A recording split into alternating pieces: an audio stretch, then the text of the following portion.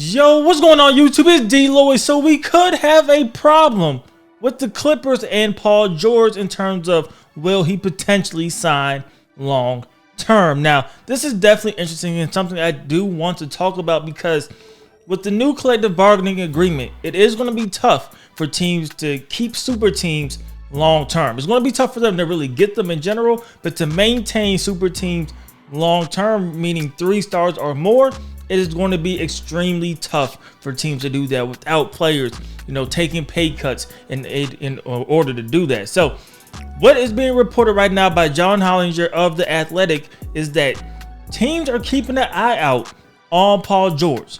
They believe if the Clippers were willing to give him a max contract, they would have done so already.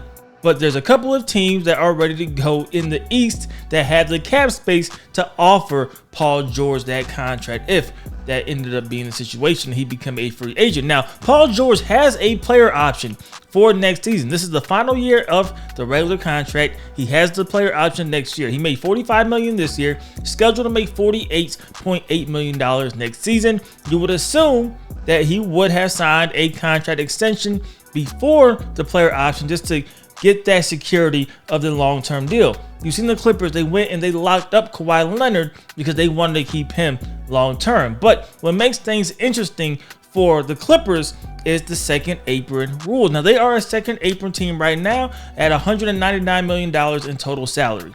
Next season, they are projected to be a second apron team. Again, going over that $190 million mark. Now, they're at 171. Or no, let's back that up. They're at 171 if they have Paul George. If he opts into that player option at $48.8 million, you will say, okay, that is under the second apron. Things will be fine.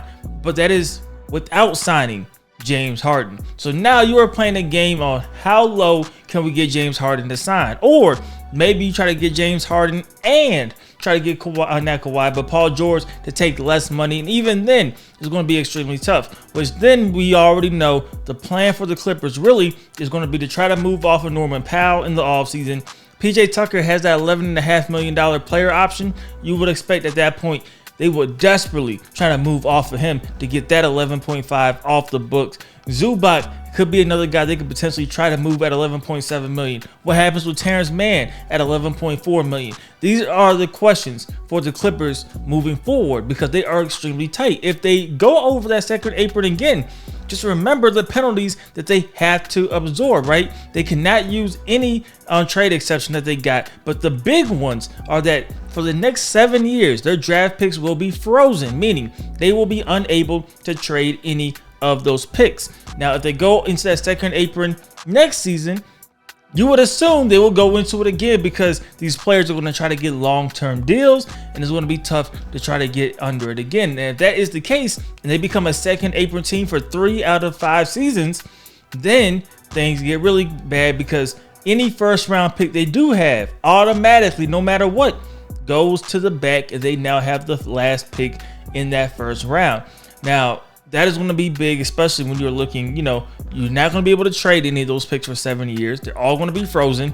You're now picking at the end of the draft when you're trying to hope that you land somebody in the draft that can help you out because you're not going to really have any flexibility. You can't get any, buyout players. It's going to be extremely tough to be able to do anything when you are that second apron team. And this is exactly what the collective bargaining agreement was put in place to do, to prevent super teams, right? If you have a well-balanced team, you got some players making 15 million, some players making 11, some players, making 30, 40, things could work out long-term for you. But you can't just group a bunch of guys and we want 3 or 4 max players and we're going to roll. It's going to be extremely tough. It's still technically possible.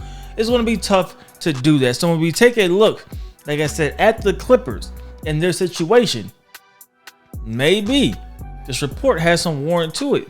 If I'm a team, why not look at Paul George as being a guy that could potentially be there? And yes, he is 34 years old. Some people will have a problem trying to, give a 34-year-old max money. But if you're Paul George in his situation, you want to extend and get as many years as possible because this could be your last contract. I don't think you want to be playing on a player option without any long-term deals behind that, especially, with injuries, anything like that. that could be a dangerous game. But Paul George this season, I mean, his effective field goal percentage is the highest it has ever been in his entire NBA career. So he can still score at an elite level. He's just almost 34 years old. So we'll see. There will be teams out there that will give him money, that will give him max money, that will give him 4 years, 3 years, because we know what he could do. His game has been still good. It's been holding up well. Yes, you would assume he will continue to slide a little bit defensively, but his shooting split should still be fine. He should be effective in that situation. But it's going to come down to, what do the Clippers do? What finessing can they do with the roster? Can they move off Norman Powell, PJ Tucker, Zubac, Terrence Mann, those type of players to create room? Do you get rid of a James Harden at the end of the year? I don't think they would. So it'll be tough. It'll be tough, man. But yes, the report saying teams are gearing up to make a run at Paul George.